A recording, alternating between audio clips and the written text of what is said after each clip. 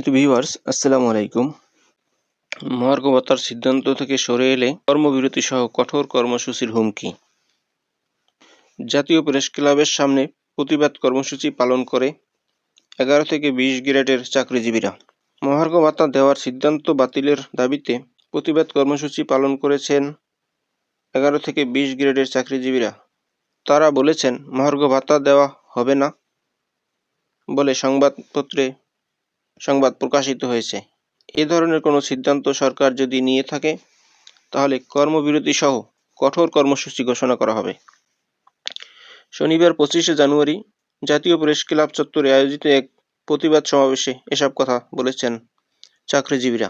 নবম pay scale প্রদানে pay commission গঠন ও যে সকল কর্মচারী বেতন স্কেলের শেষ ধাপে চলে গেছেন তাদের বার্ষিক বেতন বৃদ্ধি চলমান রাখার আহ্বান জানানো হয়।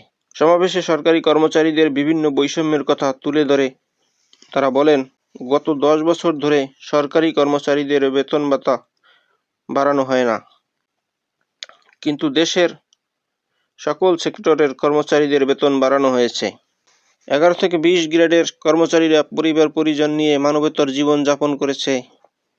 গত 7 বছর ধরে বৈষম্যমুক্ত পে স্কেলের দাবিতে আন্দোলনের পরে বৈষম্য বিরোধী সরকার মহার্ঘ ভাতা প্রদানে কমিটি গঠন করছে, যার ফলে কর্মচারীরা আশার আলো দেখিয়েছিল।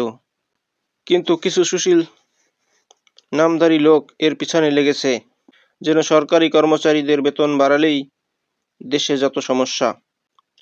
নিম্ন বেতনভোগীরা এত কষ্টে আছে তা বিবেচনা না করে তারা উপসচিবদের সুযোগ সুবিধার সঙ্গে তুলনা করে কর্মচারীদের বিপক্ষে কথা বলেছেন।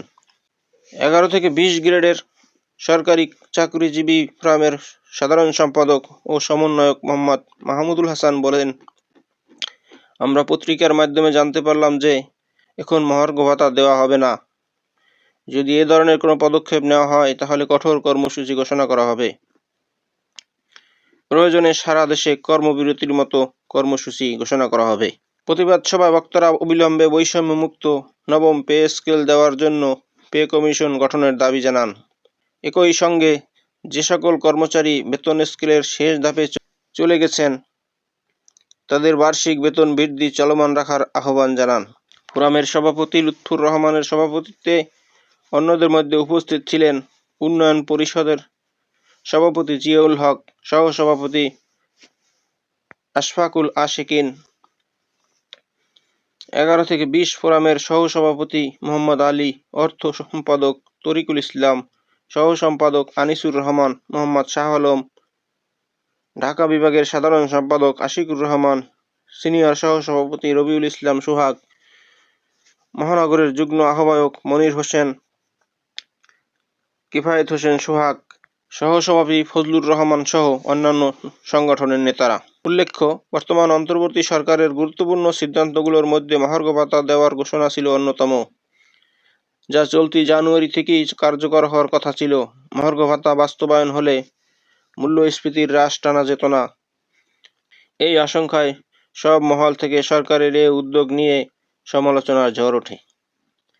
এমন পরিস্থিতি বিবেচনায় মহার্ঘ ভাতা থেকে কিছুটা পিছিয়ে আসে সরকার। তবে অর্থনৈতিক স্থিতিশীলতা ফিরে এলে নতুন অর্থ বছরের বাজেটে বিষয়টি বিবেচনা করতে পারে বলে অর্থ মন্ত্রণালয় সূত্রে জানা গেছে। এই হলো মহার্ঘ ভাতা নিয়ে সর্বশেষ আপডেট। নিত্য নতুন মহার্ঘ ভাতার খবর পেতে আমার চ্যানেলটি সাবস্ক্রাইব করে রাখুন। ভালো থাকুন, সুস্থ থাকুন। আবার কথা হবে অন্য কোনো ভিডিওতে।